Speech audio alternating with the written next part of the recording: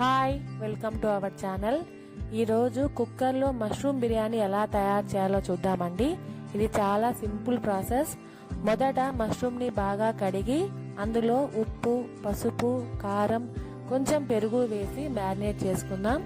తర్వాత ఒక కుక్కర్లో కొంచెం నూనె అలాగే బిర్యానీ స్పైసెస్ వేసి అది వేడయ్యాక మనం ముందుగానే కట్ చేసి పెట్టుకున్న ఉల్లిపాయ ముక్కలు, పచ్చిమిర్చి ముక్కలు, అలాగే ఒక 2 లేదా 3 బిర్యానీ ఆకులు కూడా అందులో వేసి బాగా ఎర్రగా వచ్చేంత వరకు ఫ్రై చేసుకోవాలి. ఇలా ఫ్రై అయ్యాక అందులో అల్లం వెల్లుల్లి పేస్ట్ వేసి పచ్చి వాసనంతా పోయేంత వరకు వేపుకుందాం.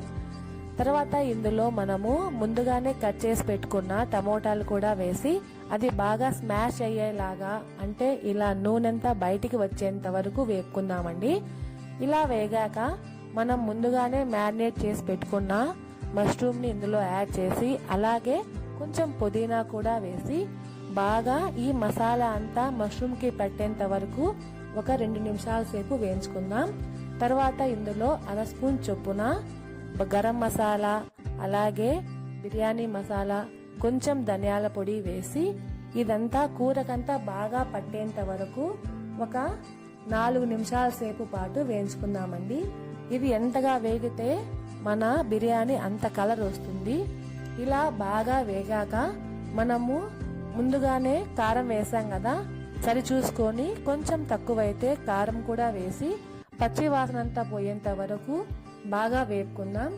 తర్వాత ఇందులో 1 కప్పుకు 2 కప్పుల చొప్పున నీళ్లు యాడ్ చేసి ఉప్పు కూడా చూసుకుందాం.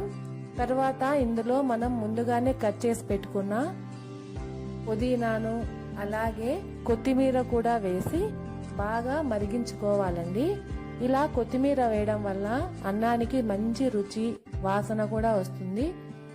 ఇలా బాగా మరిగేటప్పుడు ఎసురు అందులో ముందుగానే నానబెట్టిన బియ్యం వేసి ఒక 2 లేదా 3 విజిల్ల పాటు బాగా ఉడికించుకోవాలండి.